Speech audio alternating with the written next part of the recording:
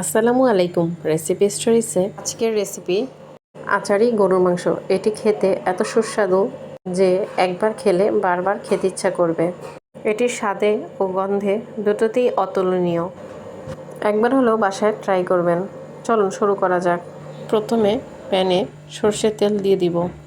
এর মধ্যে শুকনো মরিচ, দারচিনি, এলাচি, বড় এলাচ, ছোট এলাচ, লবঙ্গ, 5 ফোড়ন, পেঁয়াজ কুচি, আদা বাটা, রসুন বাটা দিয়ে ভালোভাবে ভেজে নিব। এরপর হলুদের গুঁড়া, মরিচের গুঁড়া, ধনিয়া জিরার গুঁড়া, পরিমাণ মতো লবণ এবং সামান্য পানি দিয়ে ভালোভাবে কষিয়ে নিব। তারপর এর মধ্যে দিয়ে দিব গরম মশলার গুঁড়া। সব মশলা একসাথে ভালোভাবে কষে গেলে এর মধ্যে দিয়ে দিব মাংসকে ভালোভাবে কষিয়ে এর মধ্যে টক দইও দিয়ে দিব।